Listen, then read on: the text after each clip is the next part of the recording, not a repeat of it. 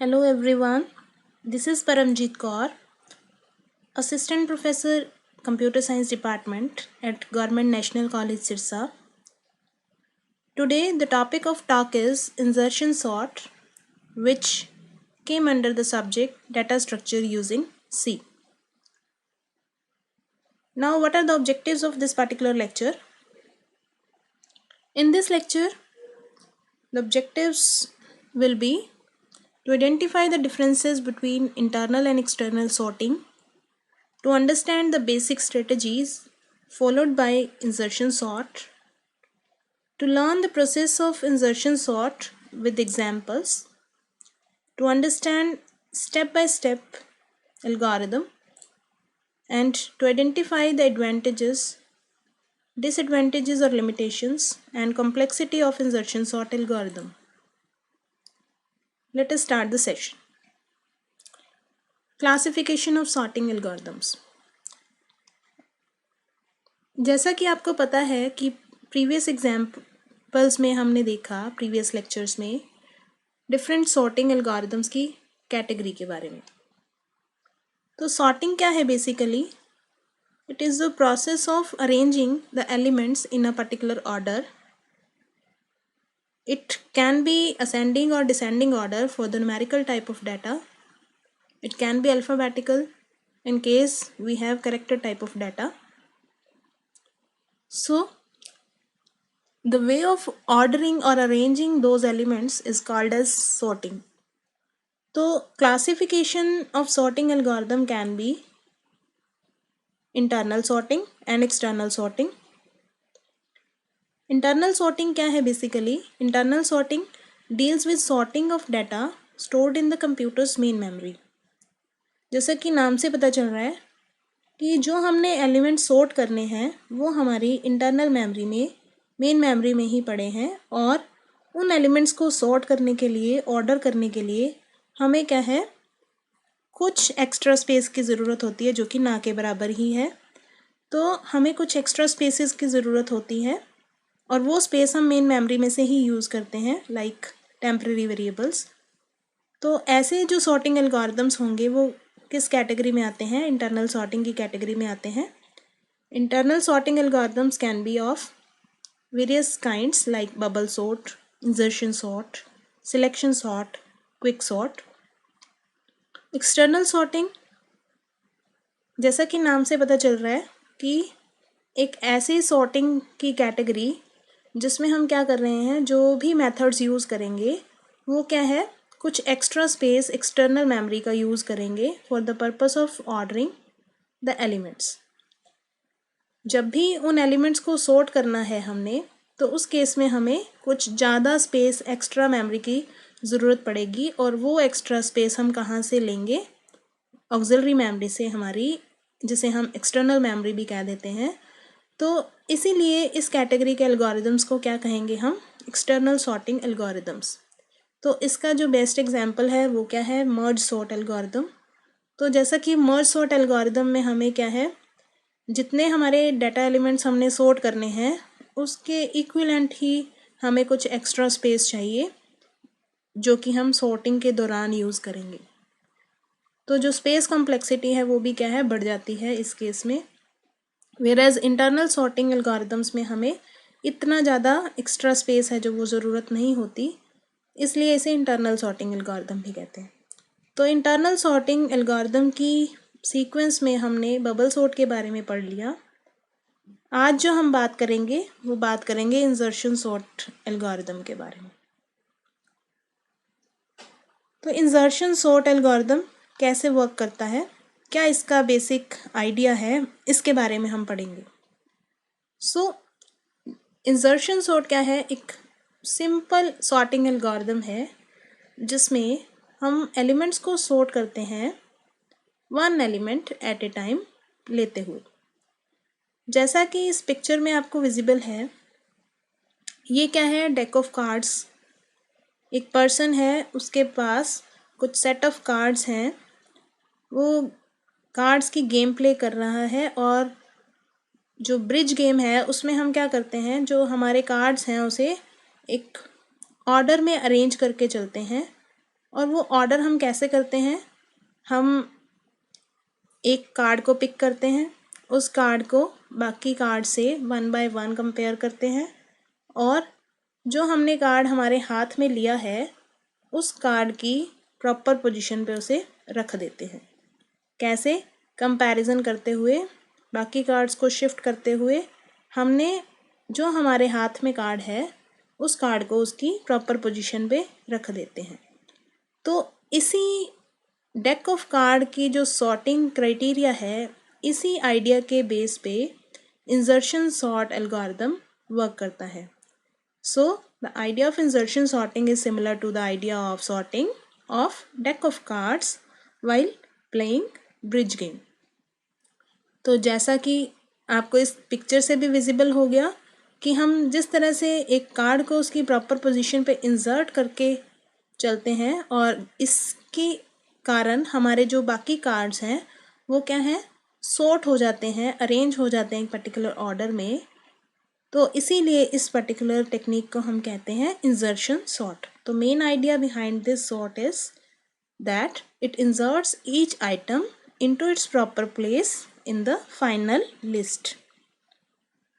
सो technique क्या रहेगी sorting algorithm की, स्टेप बाय स्टेप मैं आपको बता रही हूँ कि इंसर्शन सॉर्ट करने का जो क्राइटेरिया है, जो टेक्निक है, वो कैसे हम फॉलो करते हैं। तो इस पर्टिकुलर टेक्निक में हम क्या कर रहे हैं, हम एक एरे ऑफ एलिमेंट्स या एरे ऑफ वैल्यूज़ या डाटा सेट लेकर चल रहे हैं जिसे हमने सॉर्ट करना है। उसे हम दो पार्ट्स में डिवाइड कर देते हैं, one part is sorted, other part is unsorted. तो हमारे पास कुछ एलिमेंट्स होंगे वो सॉर्टेड होंगे, कुछ एलिमेंट्स क्या हैं हमारे पास अनसॉर्टेड होंगे। तो जो सॉर्टिंग एल्गोरिथम है वो कैसे काम करेगा, अनसॉर्टेड सेट में से एलिमेंट्स को उठाता जाएगा, सॉर्टेड वाले एलिमेंट्स के साथ कंपेयर करते हुए उसे उसकी प्रॉपर पोजीशन पे इंसर्ट कर देगा।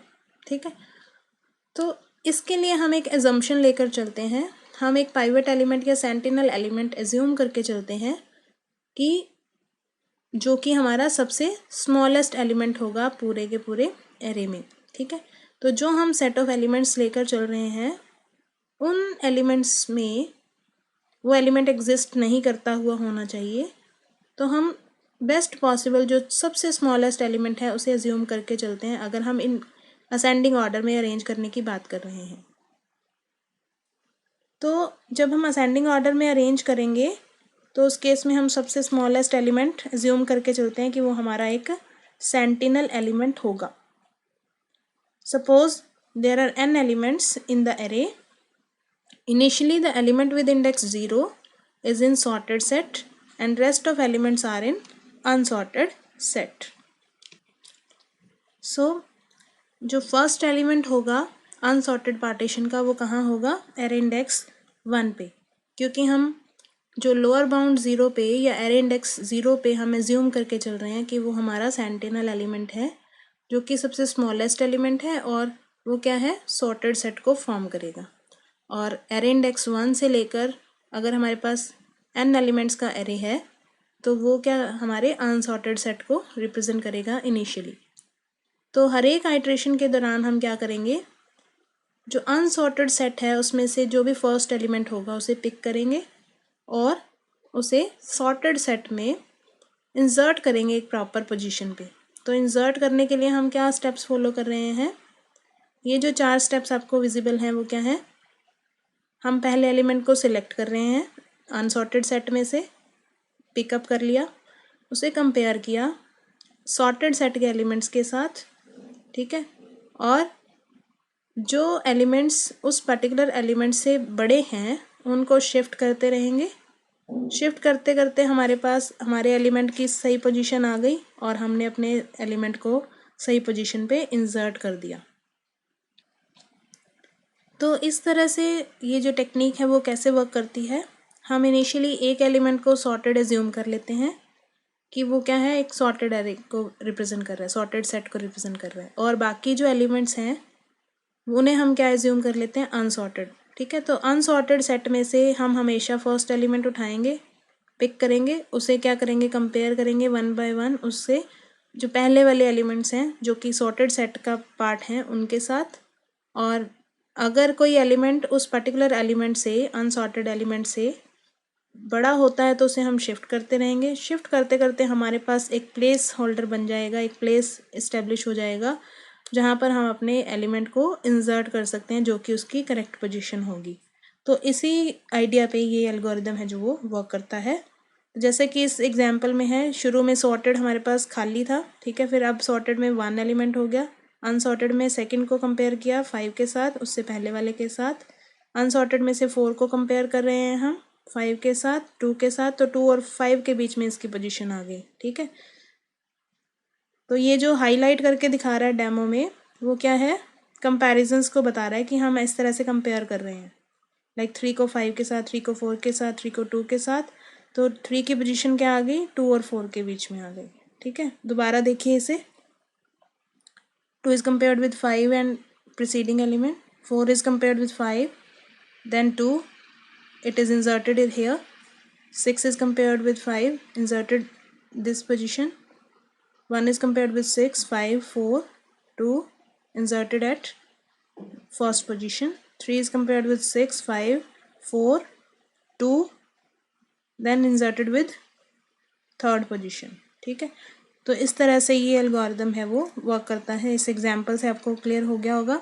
इसे मैं डेमोन्स्ट्रेट करती हूँ नेक्स्ट स्लाइड में दोबारा से। हम क्या कर रहे हैं, 0th एलिमेंट को माइनस इन्फिनिटी एज्यूम करके चल रहे हैं। हमारा पहले एलिमेंट को देखा 5 is less then minus infinity, नहीं तो 5 की पोजीशन यही रही।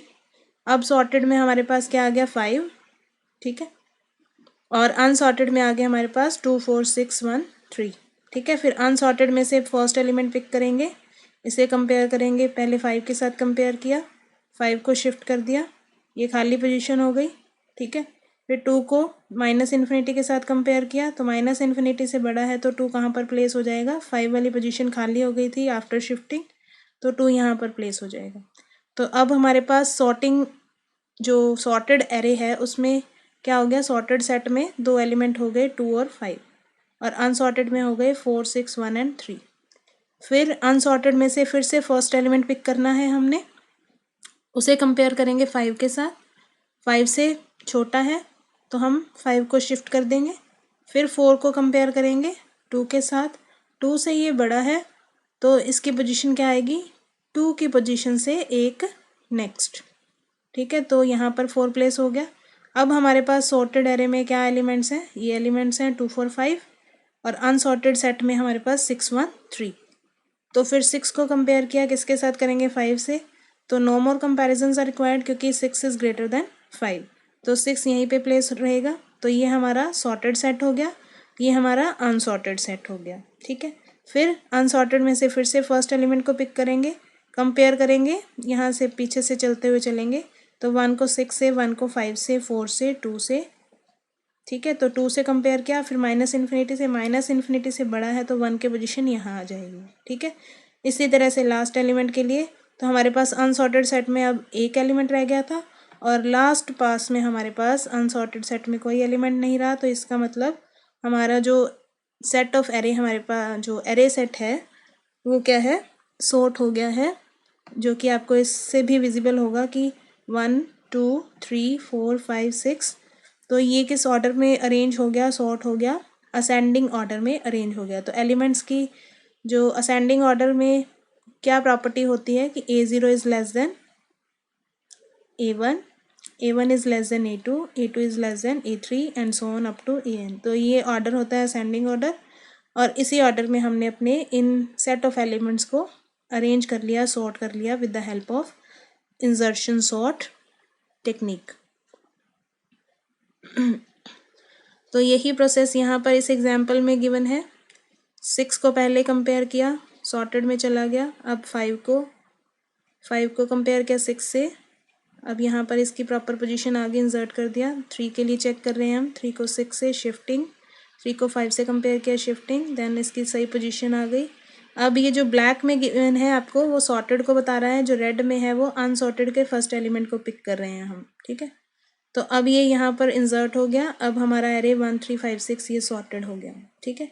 तो ब्लैक वाला हमारा सॉर्टेड पार्ट है, रेड वाला टेम्परेरी को बता रहा है कि अनसॉर्टेड में से फर्स्ट एलिमेंट को हमने पिक कर लिया, तो इसकी सही पोजीशन फाइंड आउट कर ली।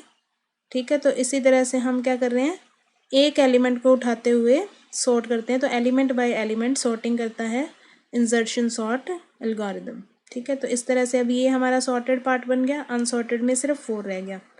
4 को 8 से कंपेयर किया, 7 से किया, 6 से किया, 5 से किया, शिफ्ट करते गए, जो कि हमारी बेसिक स्ट्रेटजी है, और 4 को उसकी सही पोजीशन पे इंसर्ट कर दिया। ठीक है, तो इस तरह से ये एल्गोरिदम वर्क करता है। तो एल्गोरिदम के स्टेप्स देख लेते हैं हम। स्टेप बाय स्टेप देखा हमने। फर्स्टली हम क्या कर रहे हैं, हमारे पास इनपुट में क्या है, एक एरे गिवन है ए। ठीक है, और उसमें क्या है, n नंबर ऑफ एलिमेंट्स हैं, तो n इसका अपर बाउंड दे दिया। ठीक है, हमने इस एरे को विद n एलिमेंट्स जो है उसे सॉर्ट करना है with the help of insertion sort technique. तो फर्स्ट स्टेप में हमने क्या किया, हमने सेंटिनल एलिमेंट इनिशियलाइज कर दिया, अज्यूम कर लिया कि वो क्या है, -इन्फिनिटी है। ठीक है, तो A0 क्या है हमारा, -इन्फिनिटी। फिर हमने रिपीट करना है स्टेप्स 3 to 5। इन 3 स्टेप्स को हमने रिपीट करना है कब तक, जब तक k = 2 to n तक रहता है। तो हमने करना क्या है, बेसिकली जो पिछले डेमो में आपको दिखाया मैंने, तो सेकंड से लेकर हमने n नंबर ऑफ एलिमेंट्स तक रिपीट करना है। किस प्रोसेस को, यही पिक, कंपेयर, शिफ्ट, इंसर्ट। ठीक है, तो हमने पिक कर लिया, पिक करके एलिमेंट को कहाँ रख दिया, टेम्परेरी में रख दिया। ठीक है, तो ए के एलिमेंट है ए ऑफ के इंडेक्स, के क्या है हमारा 2 है इनिशियली, तो ए ऑफ 2 है जो उसे हमने टेम्परेरी में रख दिया, और पीटीआर में हमने k-1 रख दिया, जो कि हमारा इंडेक्स क्या हो गया, 1। तो इस पीटीआर वाले एलिमेंट के साथ कंपेयर करेंगे, मीन्स हमने शुरू में क्या किया, इस वाले एलिमेंट को किससे कंपेयर किया था, पीटीआर वाले एलिमेंट से। तो ये हमारा टेम्परेरी है, ये हमारा पीटीआर वाला एलिमेंट है, और इसे हमने शिफ्ट करना है, कब शिफ्ट करना है, जब हमारी टेम्परेरी की वैल्यू छोटी होगी पीटीआर की वैल्यू से। ठीक है, तो रिपीट करना है इन स्टेप्स को हमने, कब तक, जब तक कि टेम्परेरी जो भी टेम्परेरी में एलिमेंट होगा वो ए ऑफ पीटीआर से लेसर होगा। ठीक है, तो जब तक लेसर होगा तो ए ऑफ पीटीआर वाले एलिमेंट्स कहाँ पर शिफ्ट होते जाएंगे, एक एक पोजीशन फॉरवर्ड डायरेक्शन में। तो ए ऑफ पीटीआर वाले एलिमेंट्स शिफ्ट होते गए एक एक पोजीशन फॉरवर्ड डायरेक्शन में। तो 5 को टेम्परेरी में रखा था, ये हमारा पीटीआर है, इससे कंपेयर किया, छोटा है, तो पीटीआर वाले एलिमेंट को हमने शिफ्ट कर दिया ptr+1 पोजीशन पे। ठीक है,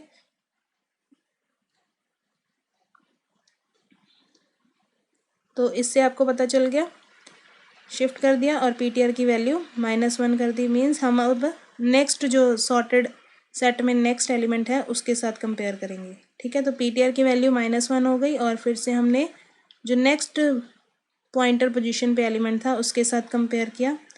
ये कंपैरिजन और शिफ्टिंग चलती रहेगी जब तक कि हमारे टेम्परेरी वाला एलिमेंट है जो वो उन एलिमेंट से छोटा रहता है। ठीक है, अगर उससे बड़ा हो गया तो हम क्या कर देंगे, उसे कहाँ शिफ्ट, इंसर्ट कर देंगे ptr+1 वाली पोजीशन पे। ठीक है, जो कि हमने अभी पीछे देखा, 5 को 6 से कंपेयर किया, तो इससे छोटा अब एलिमेंट कोई और नहीं रहा, तो हमने कहाँ शिफ्ट कर दिया, इसे इंसर्ट कर दिया, 5 को इस पोजीशन पे इंसर्ट कर दिया। ठीक है, तो ये हमारा टेम्परेरी में था, 3 को 6 के साथ कंपेयर किया, शिफ्ट हो गया, 5 के साथ किया, अब ये सेकेंड आइट्रेशन में हुआ और इसकी प्रॉपर पोजीशन इंसर्ट हो गई। कौन से स्टेप में, 5th पोजीशन में हमने इसे इंसर्ट कर दिया। ठीक है, तो इस तरह से ये इंसर्शन सॉर्ट एल्गोरिदम वर्क करता है।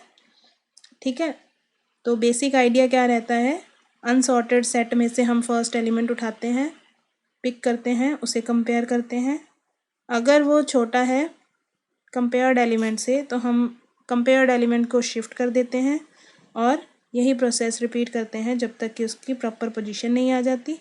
प्रॉपर पोजीशन आने का मतलब क्या है, हम स्टेप 5 को फॉलो कर रहे हैं, हमने उसको इंसर्ट कर दिया उसकी प्रॉपर पोजीशन पे। ठीक है, तो इस पर्टिकुलर एल्गोरिदम की क्या एडवांटेजेस हैं, It is very easy to implement and it is efficient for small sets of data. तो हमारे पास अगर small arrays होंगे, small data elements का जो array होगा उसे अगर हमने sort करना है तो insertion sort algorithm implement करना easy है और efficiently ये उन data elements को sort कर देता है.